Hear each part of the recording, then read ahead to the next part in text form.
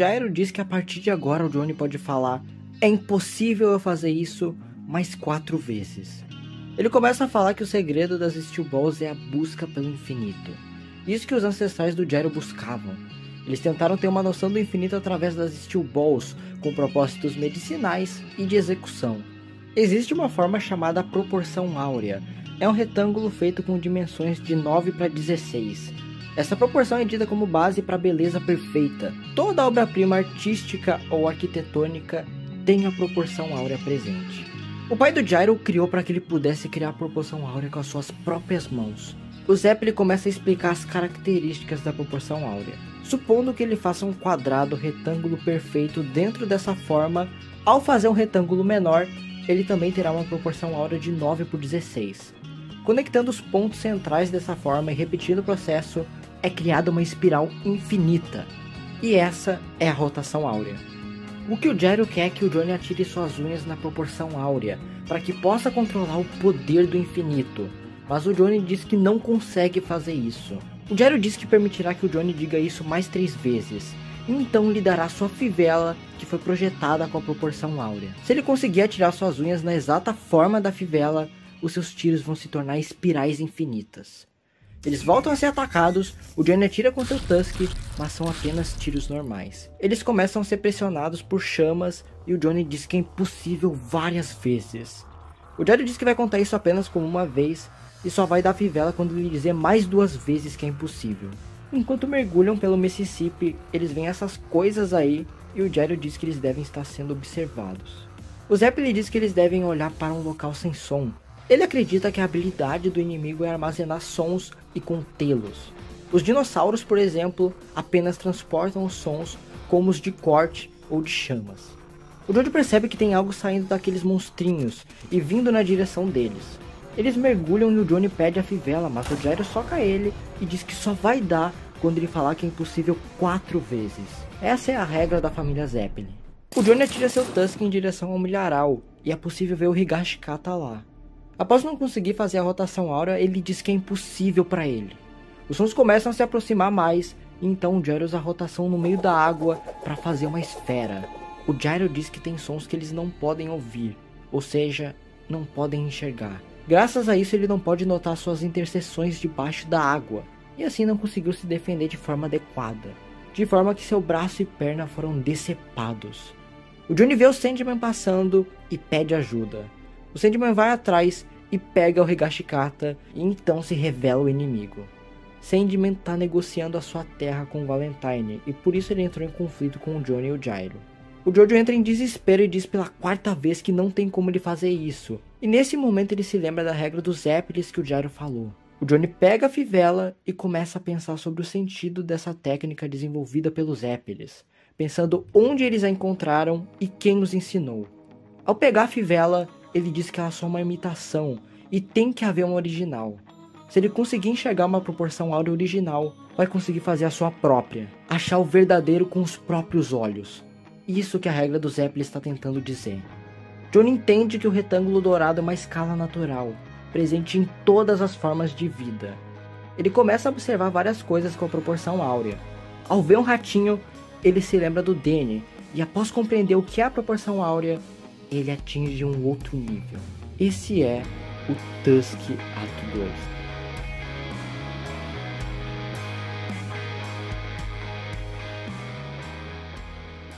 Johnny sente sua rotação muito mais poderosa, como se ela fosse uma broca. Ele dá um tiro na água e se forma um redemoinho que suga os sons do Sandman. No entanto, ele percebe que a sua unha não voltou a crescer após o tiro. Ele atira mais uma vez e assim podemos enxergar o Sandman escondido, assim fazendo Johnny entender que as suas unhas não crescem mais de imediato, mas o poder delas está em outro patamar. Ele atira em direção ao Sandman, que deflete o ataque com um som. O Johnny fica sem perspectiva de vitória e se desespera novamente. É então que um dos tiros do Tusk que foi defletido vem da água, se move e destrói esse negócio. Os tiros vão atrás do Sandman e ferem a sua perna. Outro tiro surge por trás e obriga o Sandman a desviar. Os tiros do Johnny estão se movendo através do solo e árvores, e eles não param, até que quebram um galho em que o Sandman se segura. O Johnny atira em direção ao bicho que desvia, mas é perseguido e atingido pelo Tusk. Isso faz o Johnny descobrir que a rotação fica ativa mesmo após o disparo. Mesmo que as balas se tornem buracos ao atingir algo, a rotação ainda está viva. Assim, Johnny atira mais vezes e acaba com os monstros, e Sandman revela o seu stand. Lição 4. Preste respeito. Sandman diz que o seu nome correto é Soundman, aquele que cria o som. Ele diz que vai criar um som que rasgue o corpo do Johnny ao meio. O Johnny tem apenas 2 tiros para disparar, e é então que o Soundman vem na direção do Jojo, que reage atirando. O Silent Way stand do Soundman consegue defletir os tiros, que caem no chão e o perseguem. No entanto, usando seu poder do som, ele consegue escapar. Ele percebe que o tempo máximo de perseguição dos tiros é de cerca de 7 e 8 segundos. Ele diz que caso o Johnny tivesse mais tiros poderia vencê-lo, mas resta apenas um. Ambos se encaram, então o Johnny atira sua última unha. Só que o Soundman percebe que ele errou o tiro de propósito. A bala atinge uma borboleta que, por causa do buraco do ato 2, vai em direção ao Soundman e acerta suas costas, fazendo que o buraco se estenda ao peito do Soundman. Podemos ver nas mãos do Johnny a proporção áurea, o retângulo dourado. O buraco se estende atingindo o coração de Soundman, mas o tempo do tiro já estava acabando e acabou acertando só de leve. O Soundman se declara vencedor, no entanto o Johnny diz para ele se afastar. Ele pega a fivela do Gyro com uma steel ball girando. Ele fez ela quando ainda tinha unhas para tirar.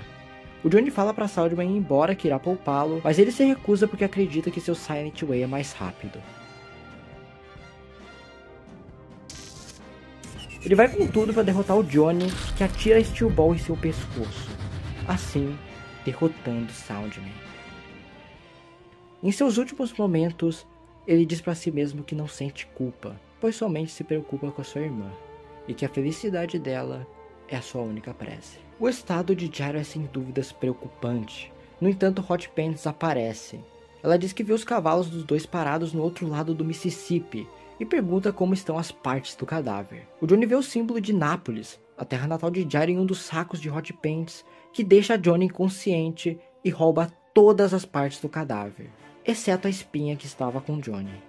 Ela chora de alívio ao ver que os dois estão vivos e vai embora, dizendo que não quer roubar a habilidade do Johnny. Assim, Johnny acorda e vê que tanto ele quanto Gyro foram curados pelo spray dela.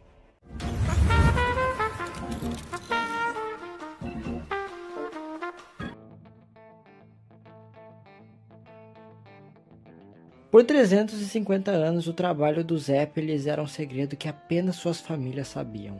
O Gyro estava dando uns pegas com uma mina até que houve um barulho de passos e fica desesperado.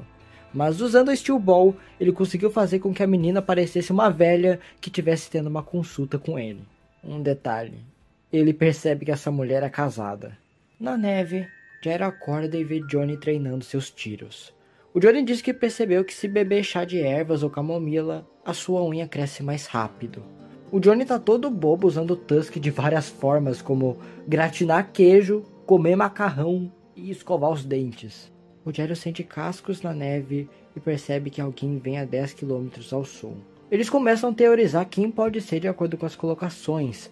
O Johnny fala que viu um brasão de Nápoles com Hot Pants e teoriza que ela não é um inimigo, visto que não roubou tudo o que tinha do cadáver, e que deve ser uma agente do país do Gyro, que deve ter começado a perseguir os dois após o Gyro ter perguntado sobre o cadáver para eles. O Gyro pergunta sobre a determinação de Johnny para pegar o cadáver, e ele diz que arriscaria tudo para obtê-lo, dizendo que desde que entrou para a corrida se sente renovado e que desistir faria ele voltar a ser quem era no passado. O Gyro diz que se confundiu quando falou que ouviu apenas um par de cascos, e diz que tem passos sobrepostos sobre si mesmo, dando a impressão de ser apenas uma pessoa, mas no caso são várias. Gyro pressente 11 cavalos. Eles querem fazê-los pensar que é só uma pessoa, por isso sincronizaram as galopadas. Uma curiosidade é que a espinha do cadáver do Johnny consegue fazer mapas em cima da neve e da areia. A Steel Ball do Gyro afunda numa fonte de água e aparece uma menina lá atrás segurando ela. A garota sai correndo e os dois vão atrás. Ela então entra numa árvore gigante. O Johnny usa a espinha e vê que a próxima parte do cadáver está por perto. No caso, são as orelhas e o braço direito. Eles escutam a menina falar sobre o jantar com seus pais, e quando espinham, tem essa visão. Ela tá se fazendo de mamãe pra essa boneca aí. O Gyro entra e leva um susto porque ele pisou no que era pra ser o quarto dos pais dela. Ela se apresenta como Sugar Mountain, O Johnny diz que viu sinais de pegadas na neve e por isso diz que provavelmente essa garota não enxerga bem. Ela perguntou se eles perderam algo, então mostra simplesmente ouro e diamante. O Jairo pede pela Steel Ball e ela diz que como ele foi honesto, pode receber esses 3. Ela pergunta se o Johnny perdeu esses cogumelos e ele se assusta por ela saber disso. E pela honestidade dele, ela vai devolver. Os dois percebem que tem algo suspeito com essa garota. Eles começam a se cochichar e o Jairo diz que tem certeza que as partes do cadáver que estavam por ali estão dentro dessa árvore. E ele começa a simplesmente vasculhar tudo. Ela diz que se chama Sugar Mountain e que os pais dela estão longe, mas aparecem de vez em quando para alimentá-lo. O Jairo manda um grandiosíssimo foda-se, dá um chega pra lá na menina e continua a vasculhar. Ela pergunta se eles perderam a comida direita ou esse banquete de lama e folhas. E eles ficam embasbacados dela tirar tanta comida do simplesmente nada. E começam a suspeitar que ela é uma stand user. O Jairo pergunta o que aconteceria se ele tivesse mentido para a pergunta que ela fez. E ela disse que as vinhas teriam arrancado suas línguas se eles fossem desonestos. Então o Jairo responde que eles perderam um banquete de lama e folhas. E acerta. Como recompensa, ele ganha o banquete real. O Jairo perde de propósito uns papéis e um relógio na fonte da árvore, e ela novamente faz a sua pergunta. Ele dá a resposta correta e fica com notas de dinheiro e um relógio pica por ter sido sincero. Ele joga orelhas de coelho na fonte e ela pergunta se eles perderam as orelhas do cadáver. O Jairo diz que ela provavelmente não sabe dos seus poderes, mas é uma espécie de guardiã que o cadáver condenou a essa árvore. O Johnny dá a resposta sincera e então se funde as orelhas. Eles resolvem ir embora para achar o braço que está a 10 km dali. Mas antes disso, ela diz que eles precisam usar tudo que receberam até o pôr do sol. Essa é a regra. Os dois não entendem muito bem e o Johnny oferece carona, mas ela diz que quando o pôr do sol chegar, ela sairá dali. Afinal, a sua vez já acabou. O Johnny sente que é honesto devolver os bens materiais que eles pegaram por serem sinceros, mas ela diz que agora não tem mais volta e eles vão ter que usar. Se não usarem, vão virar companhia dos amigos dela, e mostra um monte de gente meio que absorvida dentro da árvore, como se tivesse petrificada. Ela fala que os primeiros da fila são os pais dela, e explica como o pai não usou um machado até o pôr do sol, e fez eles virarem fruta dessa árvore. Ela diz que todos ali foram honestos, mas não seguiram as regras. Quando você vira uma fruta, outra pessoa sai, então se torna a vez do próximo de ser o guardião da árvore. Se o Johnny e o Jairo não seguirem as regras e virarem frutas, os pais dela vão poder sair da árvore. E aí, temos uma visão distante dos 11 homens chegando.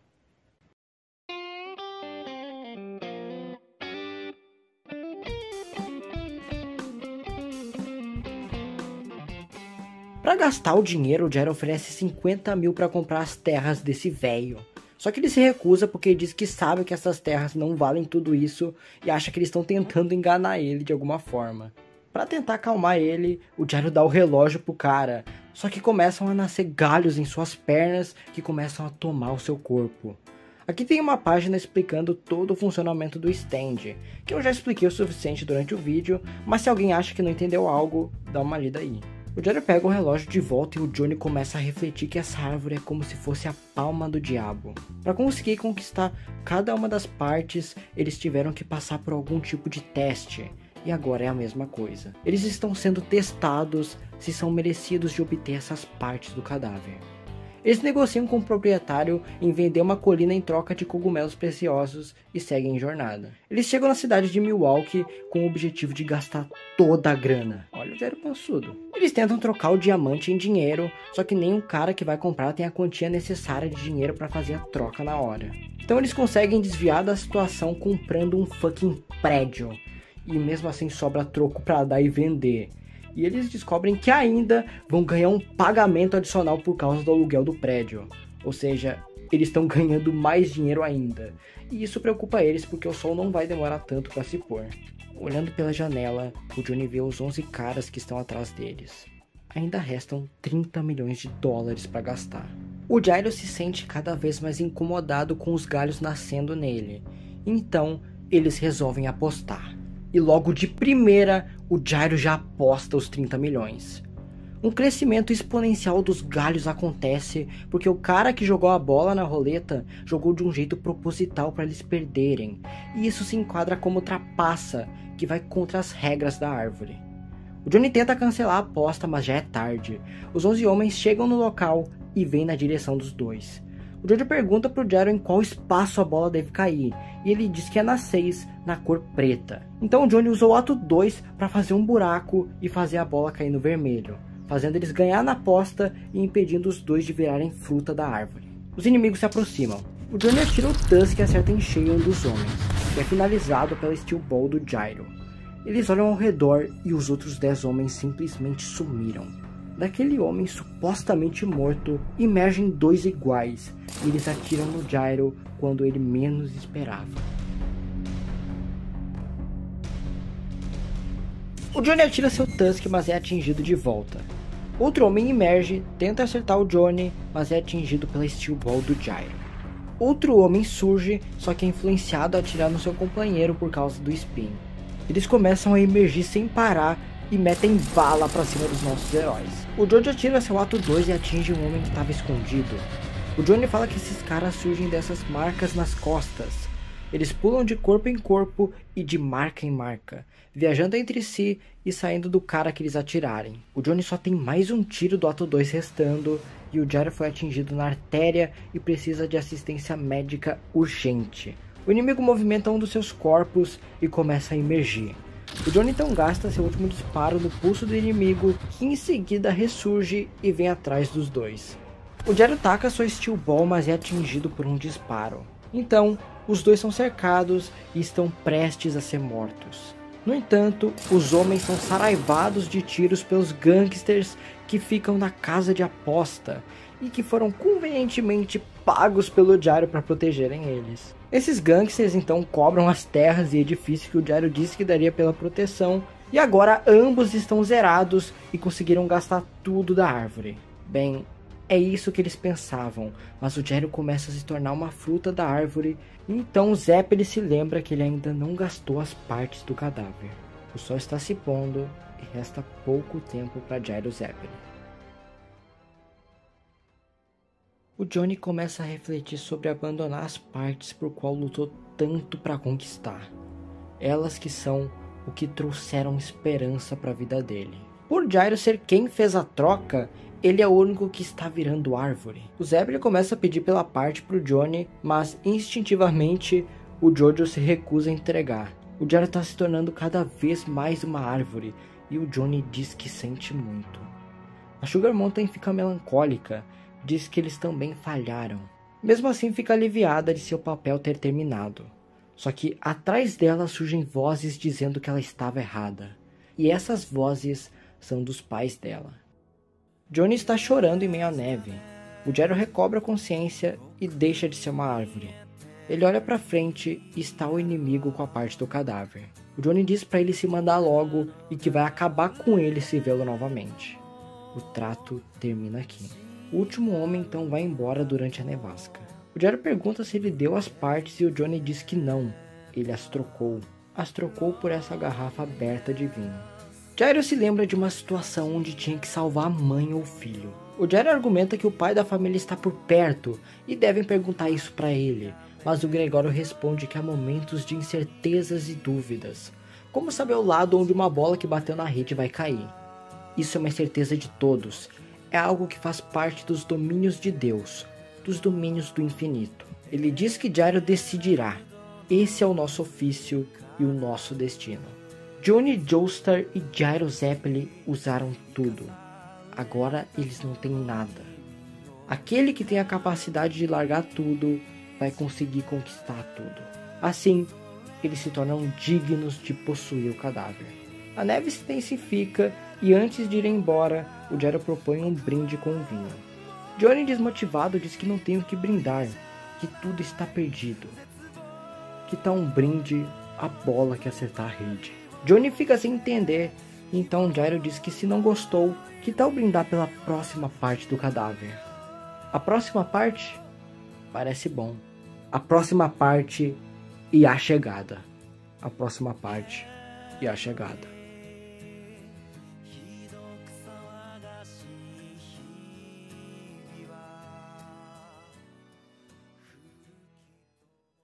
Diego é abordado por um cara que pergunta sobre o mundo das corridas e informa que eles se apossaram das 2 orelhas e do braço direito, mas não mataram o Johnny nem o Jairo.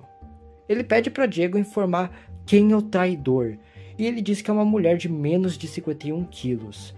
O Valentine está pensando sobre qual mulher poderia ser a traidora. O homem cria uma lista hipotética de possíveis inimigos, e é possível ver que a Lucy está lá. É revelado que esse cara se chama Mike O. O Mike diz que está com um telefone que o intruso usou em Kansas para ligar para o Tim. Para identificar o culpado, Mike O usa seu stand Tubular Bells, que lhe permite soprar em metal e transformá-los parcialmente em animais balões rastreadores. Os balões destroem o telefone que o traidor usou para ligar para o Tim, tendo memorizado o cheiro de quem ligou. E agora, o Mike pede permissão para executar o traidor no local, o que o Valentine autoriza imediatamente. Lucy ouve funcionários falando com Steven que estão sendo interrogados pelo governo com perguntas bizarras. Quando o Steven sai da sala, a Lucy começa a chorar e entra em desespero. Com o olho do cadáver em suas mãos, ela sabe que não tem muito tempo sobrando até que achem ela, e ela sabe que vai ter que agir logo. Ela investiga alguns livros em uma biblioteca e pega um livro meio impróprio e que eu não vou poder mostrar no vídeo porque é muito explícito, mas é basicamente uma cena muito calorosa entre 2 mulheres. A Lucy vai ler o livro no parque e ela é encontrada pela esposa do Valentine. Papo vem, papo vai, e ela vê que a mulher tá bem interessada nela e tem a ideia de tentar seduzir ela de alguma forma. Assim, o capítulo acaba e junto disso o vídeo também. Enfim, chegamos na metade de Steel Ball Run. Ainda tem um bom caminho pela frente e eu espero que vocês continuem acompanhando essa série até o fim. Eu sou o Rick e se você gostou do vídeo, por favor deixa o like e se inscreve porque me ajuda muito. E é isso aí. Tenha um bom journey.